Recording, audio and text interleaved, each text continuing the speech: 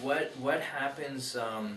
Okay, so what happens to, because I've been hearing a lot about this law of attraction, so I'm very interested in this conversation.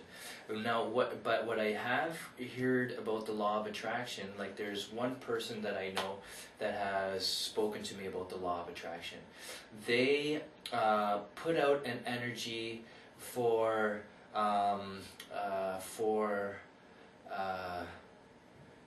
I'm going to say, I'm not going to give the exact scenario, okay? So they put out an energy for a house. Okay. Okay? And they went to, or a better place to live, okay? So they moved into one place, but then found out that the place had a lot of rats in it. So then they moved out of that place, and then they ended up moving to another place, and then they said this is the place, but then found out that the wallpaper was torn, and then they moved to another place, and then they found out that the sockets weren't working properly. Every time they come to a place, they always come back to me and share with me how miserable the last place was. But they're still confident that this law of attraction is working towards them finding that place, because every time they find that place, they keep on saying to me, I found a place. So what is wrong with that person and with somebody else? Well, nothing wrong with the person, but just in the way they're doing it. So a couple things to remember. It depends what your belief system is, and it depends on what you're used to. Like if you're used to not living in a nice place, right?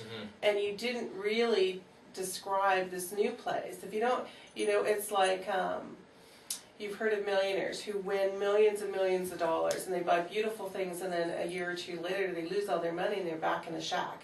Because they've lived in a shack, they're comfortable in that. Although they dream of that, they don't think they're worthy of living in those places. Right? And they don't change who they are. They're still the same person. And so their natural comfort level or tendency would be to live with less than more than. Okay? That's one issue. The other issue is how much do they believe that it's going to be true? Like you said, the faith. The faith is an unblinding understanding that it is, right?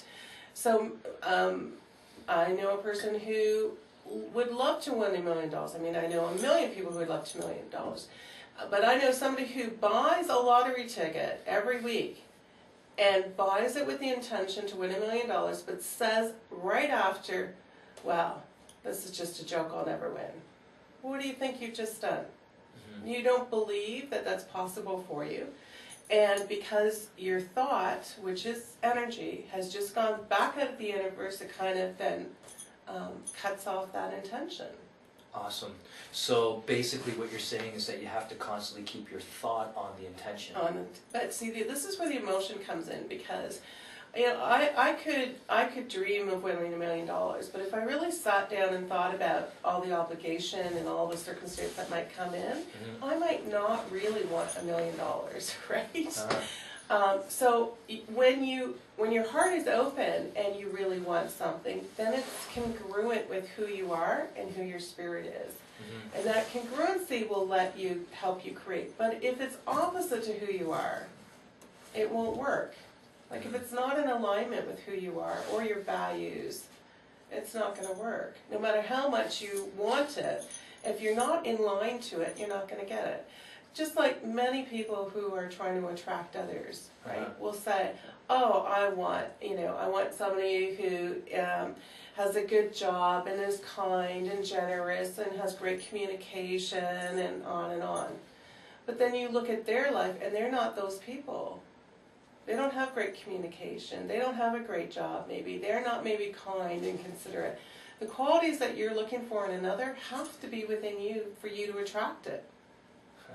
So whatever you attract in the world is a representation of where you are in terms of your state.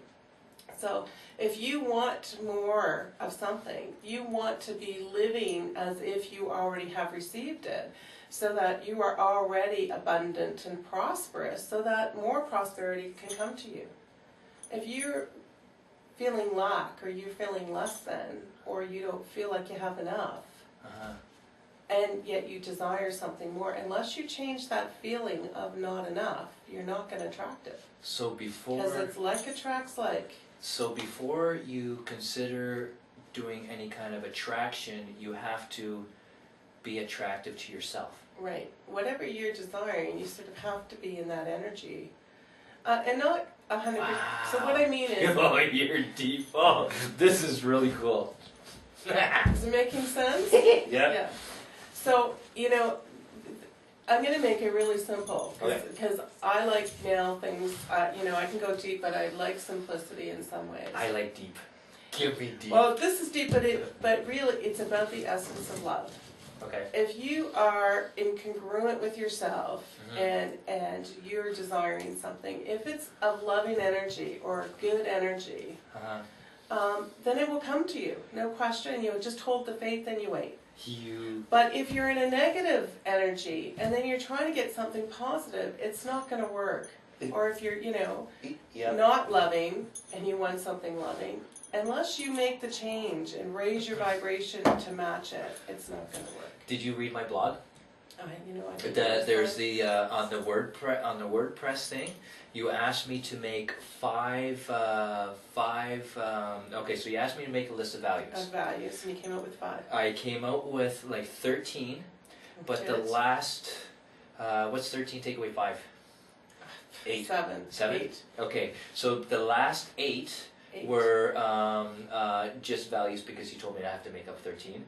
But the 5, the 5 main ones were love, faith, honesty, knowledge, and growth. Those are